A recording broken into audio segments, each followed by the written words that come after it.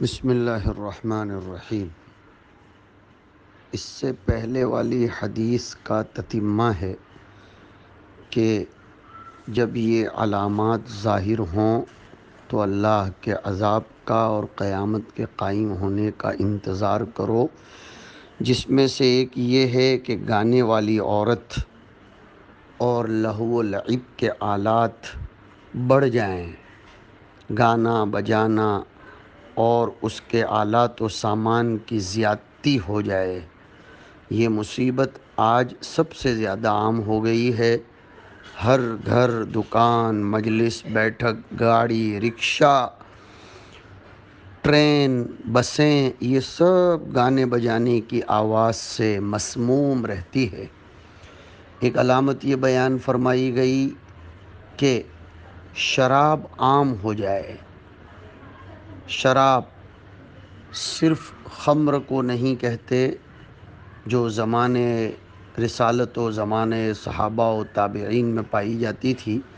بلکہ ہر وہ چیز شراب ہے جس سے نشہ آتا ہو، چاہے وہ کھانے پینے کی چیز ہو، تر ہو یا خشک ہو، جیسے کہ علامہ ذہبی نے اس کی تشریح فرمائی ہے۔ اور حدیث شریف میں اسی لیے شربت الخمور جمع کا لفظ لا کر اشارہ کیا گیا کہ مختلف قسم کی شرابیں اور نشہ آور چیزیں رائج ہوں گی۔ چنانچہ ہم دیکھتے ہیں ہزاروں انواع و اقسام کی شرابیں مروج ہیں، کوئی کسی کا عادی ہے تو کوئی کسی کا۔ سنا جاتا ہے کہ سانپ کے زہر میں بھی نشہ ہوتا ہے اور اس نشے کے نشے باز بھی پائے جاتے ہیں۔ حدیث نے بتایا کہ جب اس طرح مختلف قسم کی شرابیں پی جانی لگیں اور اس کا بازار گرم کیا جائے تو خدا کی طرف سے عذاب کا انتظار کرو۔ ایک علامت یہ بھی بتائی گئی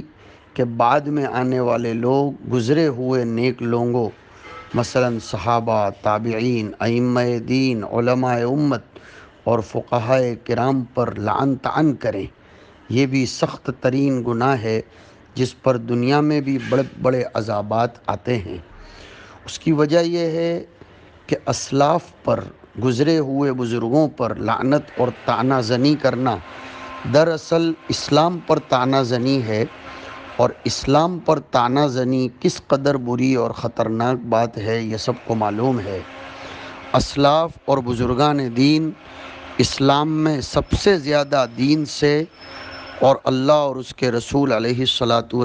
سے قرب رکھنے والے، دین کی اشاعت و تبلیغ میں سب سے زیادہ محنت و مجاہدہ کرنے والے اور دین کی خاطر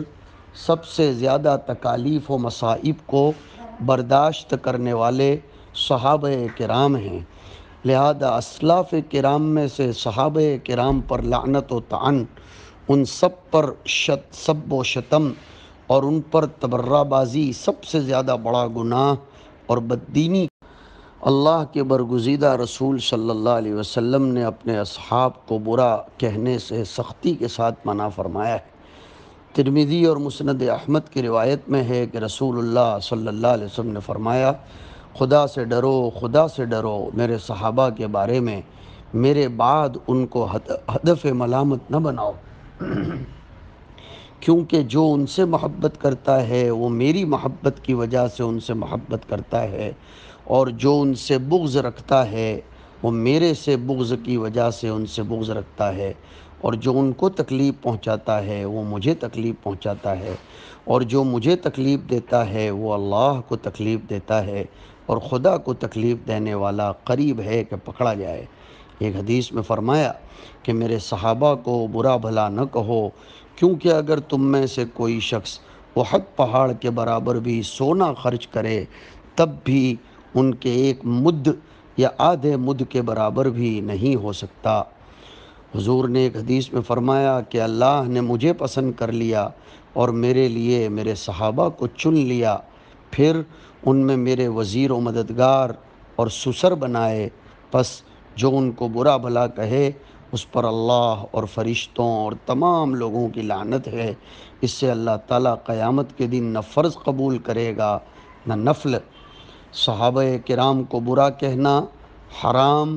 اور افحش محرمات میں سے ہے۔ قاضی ایاز تو لکھتے ہیں کہ صحابہ پر سب و شتم کرنا کبیرہ گناہوں میں سے ہے۔ ملا علی قاری نے لکھا ہے کہ صحابہ کو برا کہنا اور ان پر طعن کرنا اگر ان چیزوں میں سے ہو جو دلائل قطعیہ کے مخالف ہے تو یہ کفر ہے، جیسے حضرت عائشہ پر تہمت لگانا، اور اگر ایسے امور میں سے نہ ہو تو وہ بدعت اور گناہ تو ضرور ہے۔ علامہ ذہبی نے لکھا ہے جو شخص صحابہ پر لعن طعن کرتا یا ان پر سب و شتم کرتا ہے وہ دین سے خارج اور ملت اسلام سے الگ ہے، کیونکہ ان پر طعن کرنا صرف اس وجہ سے ہوتا ہے کہ ان کے حق میں برائیوں کا اعتقاد ہو اور دل میں ان سے بغض پوشیدہ ہو، اور اللہ نے قرآن میں ان کی جو تعریف کی ہے اور رسول اللہ صلی اللہ علیہ وسلم نے ان کی فضیلت و بڑائی بیان کی ہے اس سے انکار ہو۔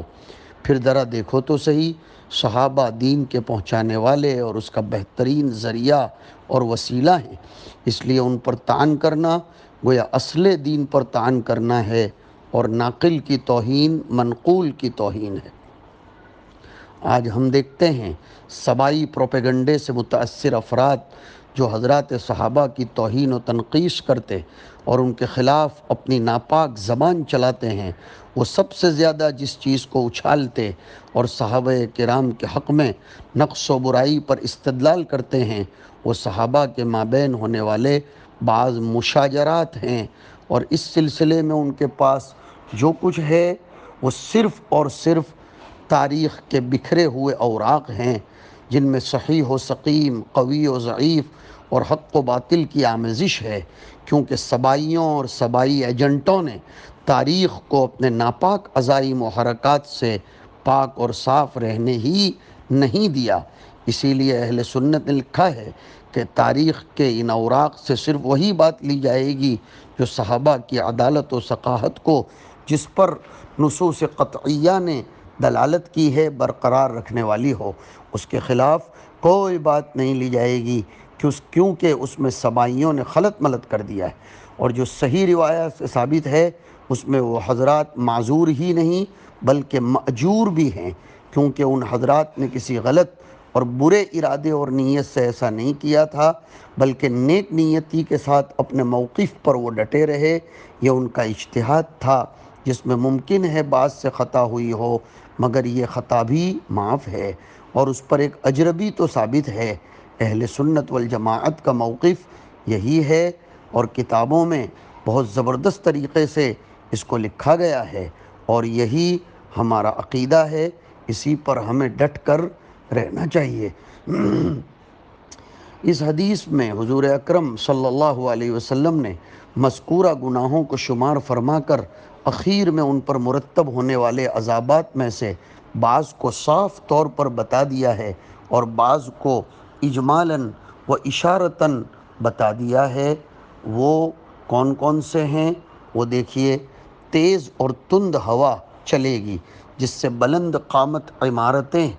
اور فلک بوس اور مستحکم پہاڑ بھی ہل جاتے ہیں اور ہلاکت کے گھاٹ اتر جاتے ہیں۔ اس لیے حضور اکرم صلی اللہ علیہ وسلم تیز ہوائیں چلتی تھیں تو گھبرا جاتے اور اس کے آثار آپ کے چہرے انور پر ظاہر ہوتے، کیوں کہ آپ کو گنہگاروں کے گناہوں سے عذاب آنے کا اندیشہ ہوتا۔ اور دوسری عذاب کی بات بتلائی کہ ایسے موقع پر زلزلہ آئے گا، کون نہیں جانتا یہ زلزلے کے جھٹکے کس قدر خطرناک ہوتے ہیں۔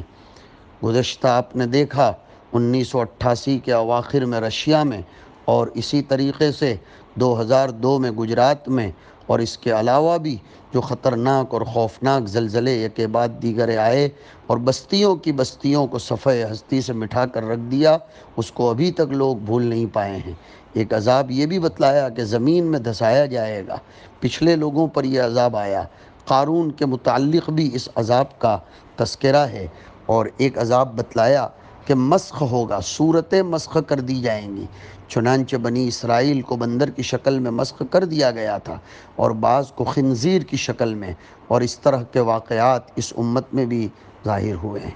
اور ایک عذاب بتلایا قذف، یعنی آسمان سے پتھر پڑنا، ابرہہ بادشاہ اور اس کے لشکر پر آسمان سے کنکریاں برسنا قرآن سے ثابت ہے۔ حضرت لوط کی قوم پر پتھر کی بارش بھی قرآن میں مذکور ہے۔ یہ سب عذابات جو پچھلی قوموں پر آئے تھے، اللہ کے نبی فرماتے ہیں کہ اس امت پر بھی مذکورہ گناہوں کی وجہ سے آئیں گے۔ پھر اس پر بس نہیں بلکہ فرمایا اس کے علاوہ اور عذابات بھی اس طرح لگاتار اور یکے بعد دیگرے آئیں گے، جیسے موتیوں کی لڑی ٹوٹ جانے پر موتیاں لگاتار گرنے لگتی ہیں۔ اللہ تعالی ہم سب کی ایسے عذاب سے حفاظت فرمائے۔ وصلی اللہ علی النبی الکریم۔ اگر ہمارے ویڈیوز آپ کو پسند آ رہے ہوں تو لائک، کمنٹ اور شیئر کریں، اور مزید نئی ویڈیوز کے لیے ہمارے چینل دعوت میڈیا کو سبسکرائب کریں اور بیل آئیکن پر کلک کریں۔